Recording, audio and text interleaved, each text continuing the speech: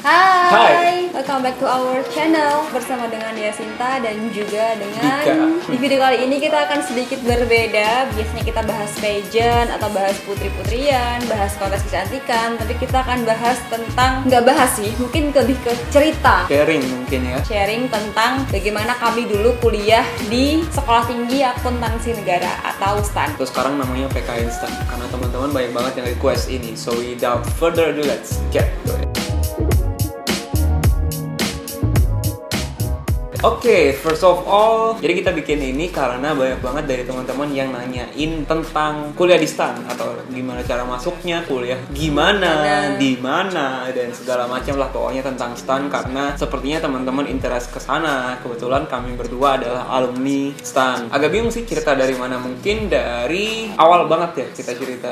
Kita tuh masuk STAN tahun 2013 In the same batch. in the same batch. Arti kamu Wulandari apa ya? Batch. Ya ini juga mungkin pageant is competition ya, mungkin seleksi masuknya juga sebuah kompetisi. Dan aku masuk di jurusan D3 Akuntansi dan Dika Di D3 Kebendaharaan Negara. Ya, jadi kalau misalnya akuntansi teman-teman pasti udah pernah dengar di universitas lain selalu ada jurusan akuntansi. Tapi untuk Kebendaharaan Negara itu memang nggak ada jurusan itu dimanapun kecuali di PKN STAN. Betul. Mungkin yang paling dekat adalah manajemen keuangan atau lebih ke finance. Jadi pertama kali kita secara online. Ujiannya itu ada TPA, ada TBI dalam waktu yang bersamaan. Buat teman-teman bisa cek di pknstan.ac.id. Ada TPA, tes potensi akademik. Terus juga tes bahasa Inggris. Ya. Ya pokoknya kita tahun 2013 itu setelah seleksi berkas kayaknya kita langsung tes TPA dan TBI kalau nggak salah ya gitu. Seingat kita tes TPA TBI itu kita kalau salah -1, kalau benar 4, kalau nggak menjawab 0 gitu. Dan di situ sebenarnya musuh utamanya adalah bukan susah, soalnya bukan salah, tapi lebih ke waktu. Musuh utamanya adalah waktu dan nervous diri sendiri sih, menurutku ya. Betul. Terus juga di TPA TBI itu kalau nggak salah dulu kami diminta untuk mengerjakan sepertiga bagian tuh harus benar. Ya, Jadi kayak misalkan soalnya 120 soal, kamu mengerjakan, kamu harus yakin bahwa sepertiganya atau 40 soalnya itu benar. kalau kamu benar di bawah 30%, Itu langsung hangus section itu.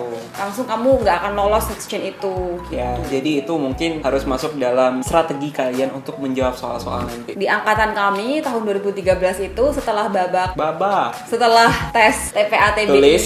itu kita ada tes Ya, kebugaran jasmani. kebugaran jasmani Ya, tes fisik sih, karena kita disuruh lari. 12 menit. Pokoknya dalam satu hitungan waktu, katakanlah 12 menit, itu kamu dapat berapa meter. Karena untuk venue kalian di tes itu bermacam-macam. Kalau kalian di arah Jawa Timur, lokasinya mungkin akan di Malang atau di Surabaya. Kalau aku Jawa Tengah itu di Jogja. Jadi lebih umum untuk bilangnya kamu dapat berapa meter daripada misalnya kamu di lapangan di Malang kamu dapat berapa putaran gitu, kan beda jadinya. Terus juga pas tes kebugaran itu aku inget banget, aku datangnya kan siang ya. Aku datang siang banget dan itu aku dapet nomor untuk tes kebugaran itu tengah-tengah hari. Bener-bener literally tengah hari kayak jam setengah 12 siang. Sama Itu kayak, sih.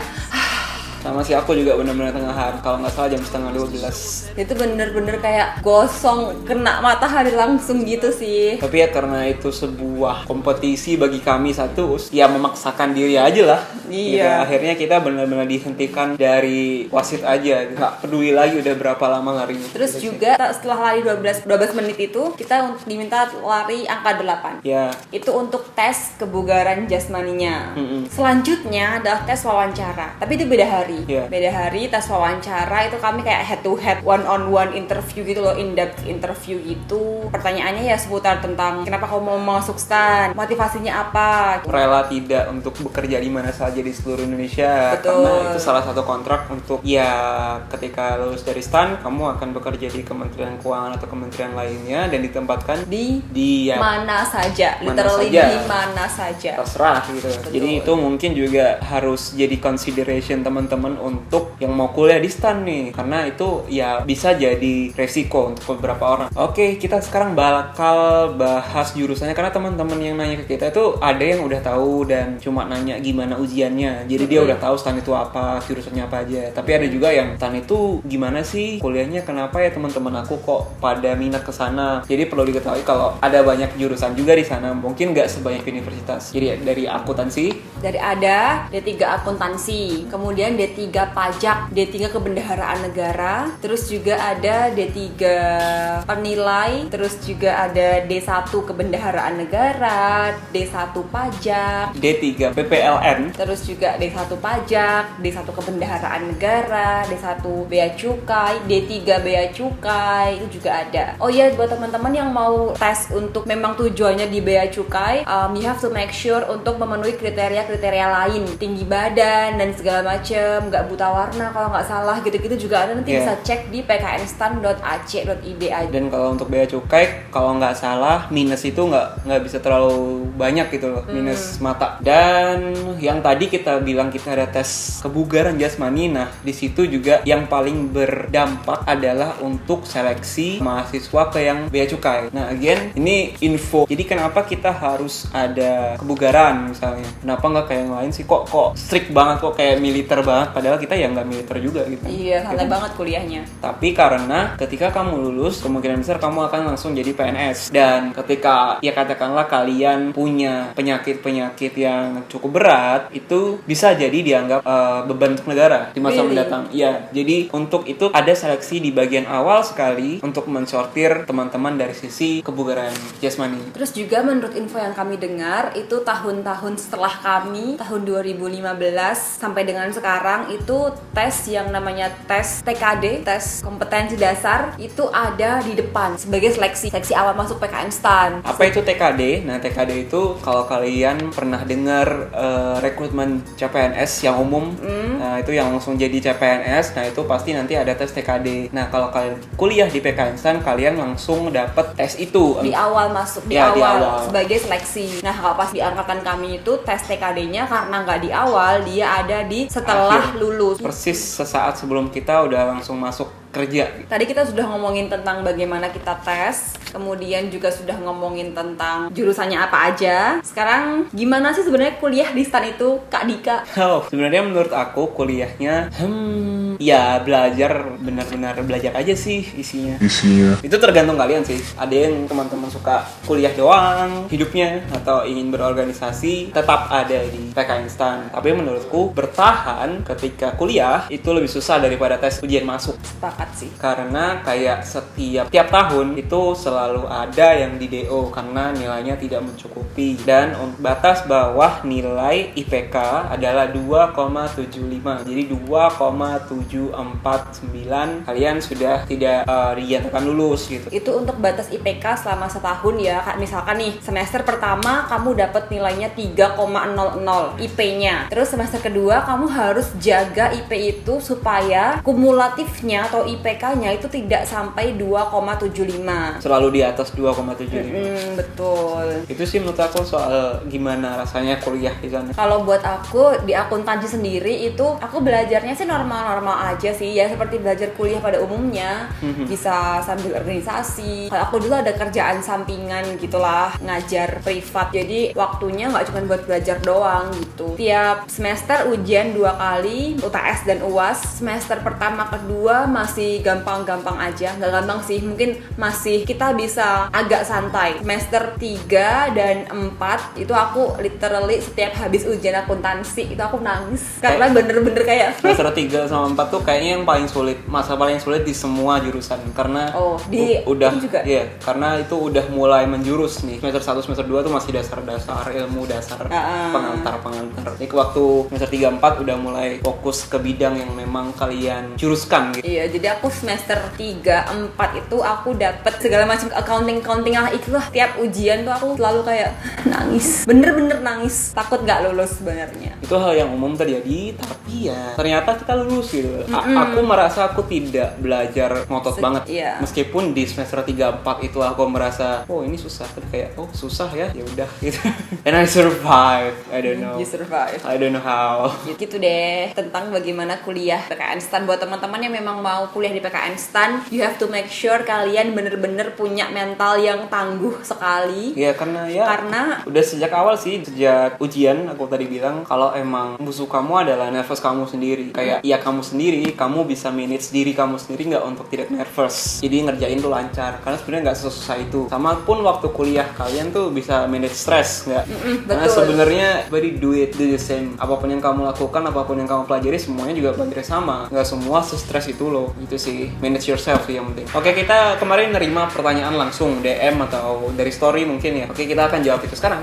Oke, yang pertama tentang bagaimana cara belajar sih Kak biar bisa masuk STAN, terutama untuk TBI. Yang tadi bilang kan dari 120 soal 40 itu harus benar. Ada soal yang kayak hitung-hitungan yang pasti teman-teman tahu kalau udah pernah beli buku-buku SM STAN. Susahkah itu? Enggak sebenarnya. Tapi kebiasaan ngerjain. Enggak harus kamu ngabisin banyak buku, tapi membiasakan diri buat ngerjain soal-soalnya itu loh. Iya. Yang bikin kamu ngerjain lebih cepat dan lebih efisien waktunya. Slow, nggak stres gitu. Kalau untuk TBI sendiri sih mungkin banyak baca, banyak latihan. Balik ke Dika, banyak latihan untuk TBI. Kalau tips dari aku untuk TPA itu teman-teman tahu kekuatannya di mana. Misalnya kalian punya strength di logika aritmatik, deret gitu, ya udah fokus di sana. Kalau misalnya ada soal-soal yang akar-akar, perkalian, sama linear, kalian merasa nggak ngerti, skip ya. Iya. Karena kan tadi kita fokus ke gain jawaban benar sebanyak mungkin kan. Batasin diri sendiri buat jawab. Kayak ngerjain di satu nomor maksimal 2 menit. Kelamaan di sana, misalnya lebih dari 2 menit, skip. Know your strength. Untuk TBI itu tadi banyak baca buku, banyak latihan. Next, apa ada cara lain untuk bergabung ke Kementerian Keuangan selain dari STAN? Ada.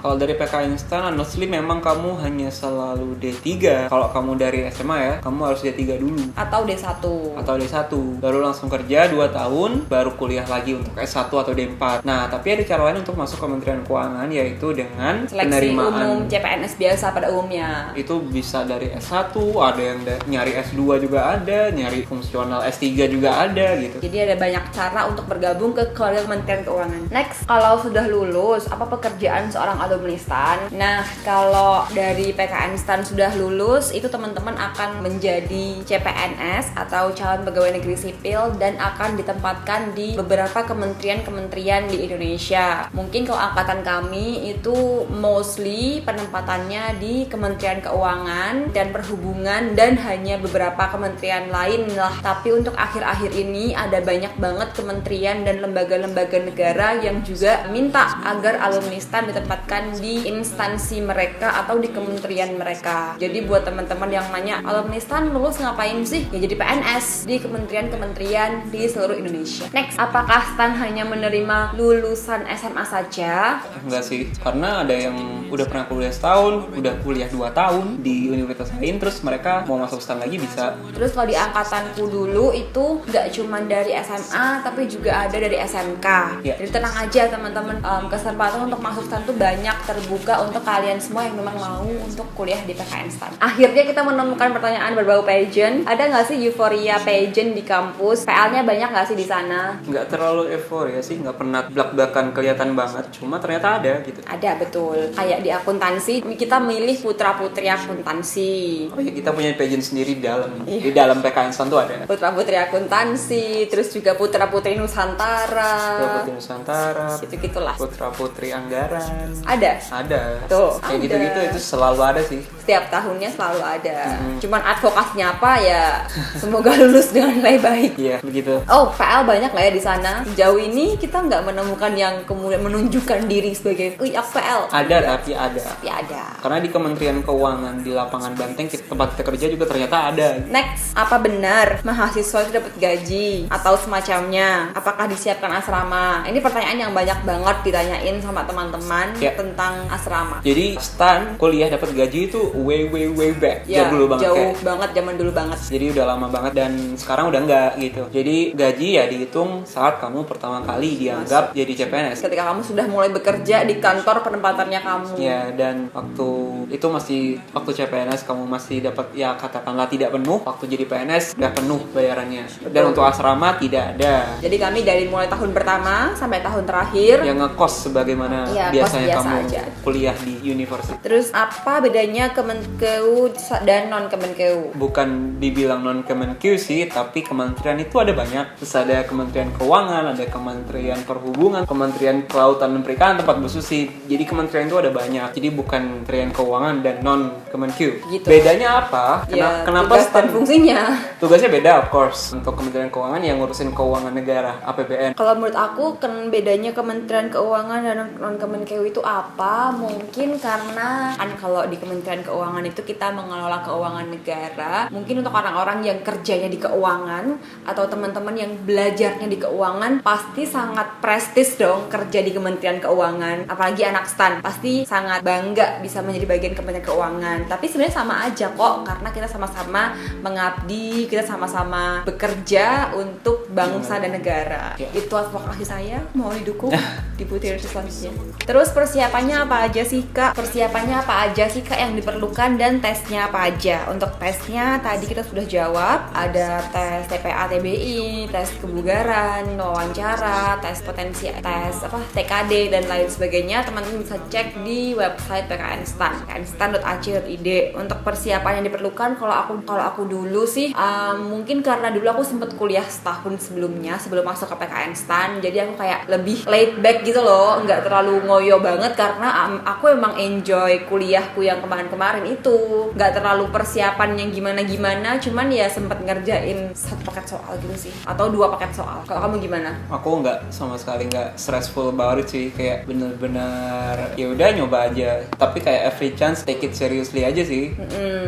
Tapi nggak dibawa stres gitu. Betul. Again, self management. Oke, itu aja mungkin before it's get too long and technical dan boring untuk didengarkan oleh kalian. Kita nggak akan bosen-bosen teman-teman untuk cek sendiri di website PKN STAN untuk keterangan lebih lanjut atau untuk bagaimana sistem pendaftaran, biaya pendaftaran dan lain sebagainya. Silahkan cek sendiri. Terus juga main-main aja ke Instagramnya atau mungkin ke Instagram anak STAN yang lucu-lucu.